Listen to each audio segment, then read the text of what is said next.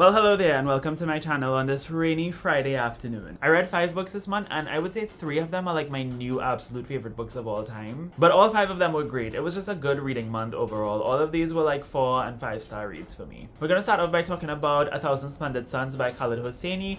This is a novel that takes place in Afghanistan from the 1980s to the early 2000s, and we're following 2 women, Mariam and Layla, who through some very unfortunate circumstances kind of end up in the same situation, and because of that it's them sort of like having to lean on each other, and we're exploring their relationship as it continues to develop. The first half of the book is really about their separate backgrounds and childhoods, and the second half of the book is after they come together and have to survive together within the context of an extremely oppressive and misogynistic society. It takes place around the time of the fall of the Soviets in Afghanistan and the rise of the Taliban, and how all of the problems that existed in relation to those things in Afghanistan were just exacerbated by the rise of the Taliban. This book, though, does not seek to just portray Afghanistan in a completely negative light. It actually reads in many ways as a love letter to Afghan culture, to the Islamic culture of Afghanistan, the non-extremist Islamic culture of Afghanistan, and it was an emotional and harrowing read. I was very invested in the story. I was so enthralled. Khaled Hosseini's writing is just excellent. I'm so glad that I finally got to read something from him. I've been wanting to read his books for years, and this is the first time I've ever read anything from him, and I definitely will be reading his other books, but this was such an emotional read. I was so invested in this story. I was mostly like angry and frustrated throughout it. Like, reading about the misogyny in this book made me viscerally angry. Like, I wanted to throw this book across the room a few times. And I also cried once or twice. There were some really devastating things that of course happen in this story, and the last line of this book, it took me out. It took me out. This has to be like the best book that I've read for the year so far. It's an excellent story, and I cannot recommend this enough. I also read An Unkindness of Ghosts by River Solomon, which is a science fiction novel that takes place on a generation ship, which is called Matilda, and Matilda has sort of regressed in its socio-economic dynamics, where the society is kind of modeled after the antebellum South, where the lighter-skinned, more privileged people live on the upper decks, and the darker-skinned, less privileged people live on the lower decks, and they are basically like the manual laborers of the society. It's this really weird juxtaposition of a futuristic society that has regressed into a past model of hierarchical structure that isn't necessarily like past, because we still live in a really oppressive world, but it's almost as if Matilda, being a generation ship that left Earth centuries ago, had the opportunity to push the restart button. Like, could we get away with this again now that we are away from everything that we've ever learned? And if we, hide that history, if we suppress that history, people have no way of learning what the actual truth of their past was. But anyways, the story revolves around Asta, who is from one of the lower decks, and she is a black person and therefore is not able to yield a lot of power in her society, but does have a little bit of leeway because she is the assistant to this very revered surgeon on the ship, who also is kind of her love interest. The plot revolves around Asta kind of decoding a journal that she's had all her life from her mother, which she thought was kind of like nonsense, but is now realizing through one of her friends that the book was actually written in code about something sinister that has been happening with the ship for a very long time. So it's up to Asta to kind of figure out what it is her mother was up to and what she was doing before she passed away when Asta was just a baby.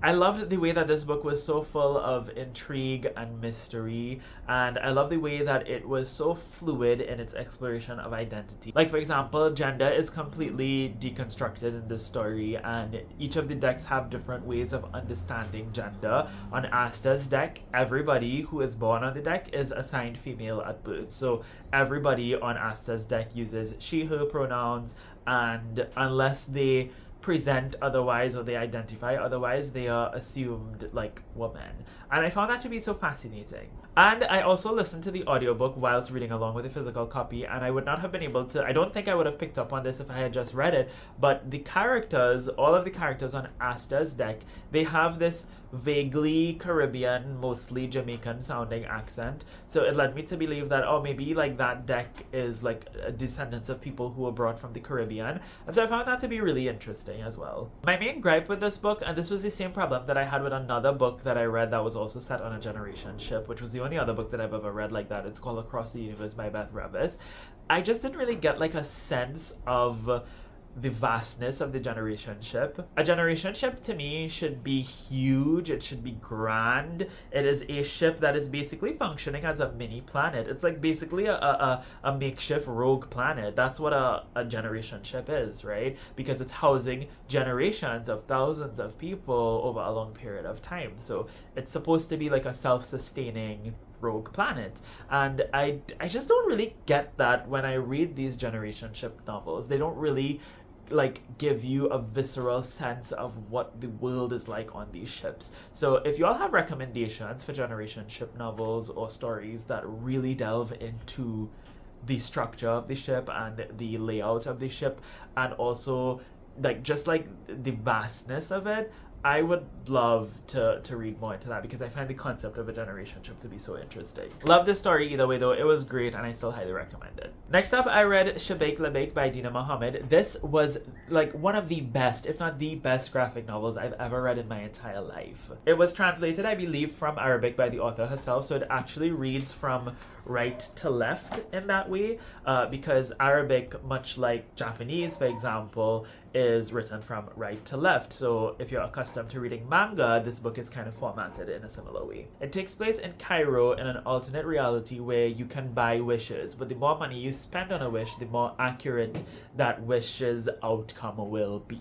So what this book does is it really, in a fascinating and very like interesting way and brilliant way, explores what a reality like that would look like in our world. So there's so much exploration of how wishes can intersect with people who are going through mental health issues, for example. Can it help people wish for a happier life if they're able to get a really expensive wish? What about working class people, poor people who are not able to afford higher class wishes and have to settle for, cheap wishes that could end up backfiring on them? It goes into the ways in which wishes were mined because they come from, I don't know, I guess the earth, and you bottle them up and sell them to people. So it goes into industry and economics. It goes into the ways in which wishes are managed by bureaucracy, in which wishes are gate-kept in a corrupt society. It goes into the ways in which wishes are legislated on an international level. It also explores how wishes help people deal with grief, with depression.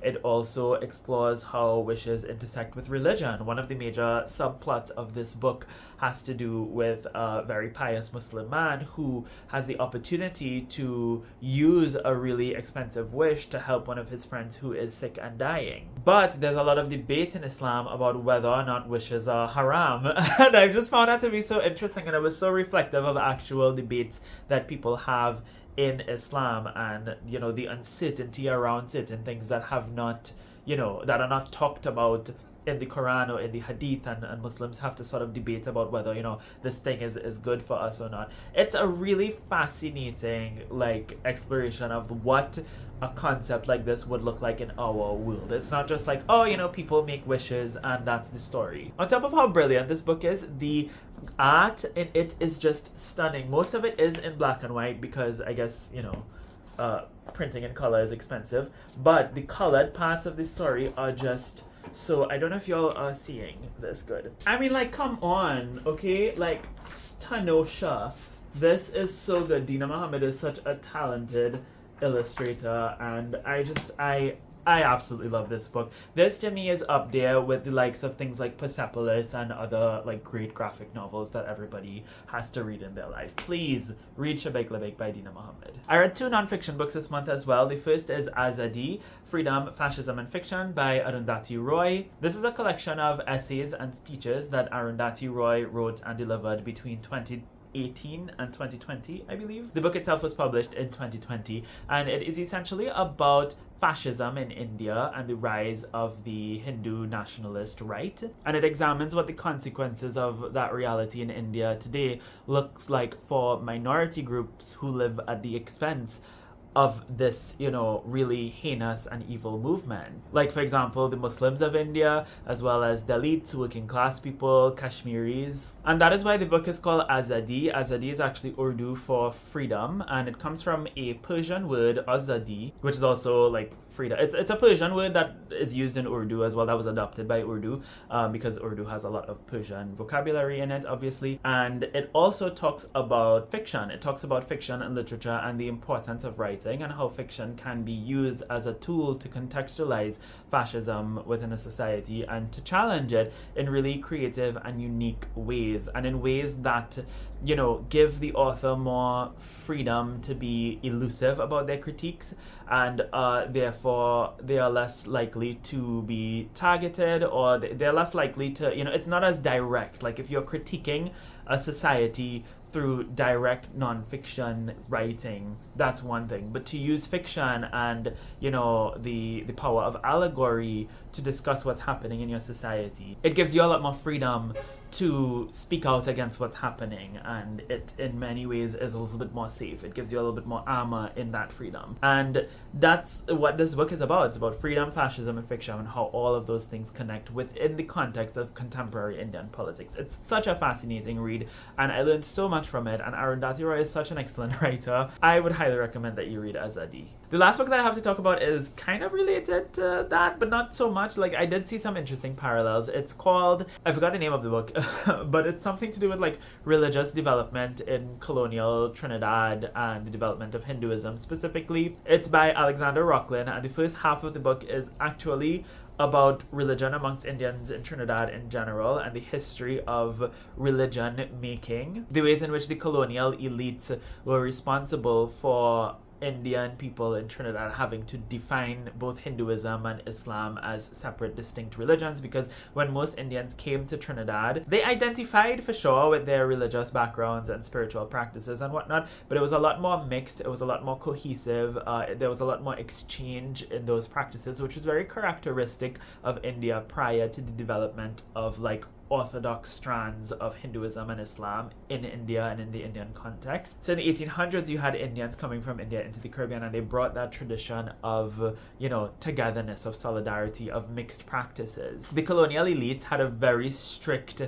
idea of what religion should be defined as, and in order for Hindus and Muslims to be validated and recognized by the state, they had to they had to like sort of recreate their religions and develop them as separate entities and develop the boundaries, you know, between Hinduism and Islam. And it wasn't only the colonial elites, a lot of it also had to do with the importation of missionaries from India, both Muslim and Hindu, who came and also was like, you know, Muslims are supposed to do this, Hindus are supposed to do this, we are separate people, this is how things are supposed to be done. So it really goes into like this really fascinating development of Orthodox Islam and Hinduism in Trinidad, how that mirrored in many ways with what was happening in India. Prior to the 1800s, like Hinduism was not really like a institutionalized religion. Actually, Hindus used to refer to the people of northern India, the people of Hindustan, right? So whether you were Muslim or Sikh or whatever, you were just referred to as a Hindu, somebody from that part of the world. But then the development of Hinduism as an institutionalized religion, you know, sort of,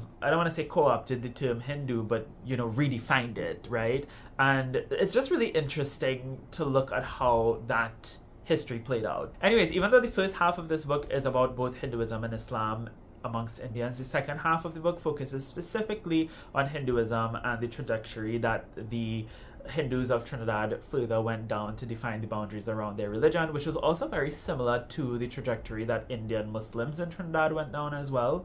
And that is part of what my own thesis is about, but the author doesn't really go too much into that aspect of things in this book. He only focuses on Hindus after the halfway point of the book, which is fine, and I still think it was really, really helpful and really useful for my work. It's an excellent book, and definitely if you're interested in learning more about religion in the Caribbean, this is like mandatory reading. And that brings me to the end of this video. Thank you so much for tuning in. I had such a good reading month in July. If you made it to the end of this video, I'd love if you could leave a comment and let me know if you've read any of these books, if you have any thoughts on them, if you have recommendations based on what I've read, if you want to read any of these books. Anyways, thank you so much for watching this video. I hope you have a lovely day, and until next time, inshallah, keep reading.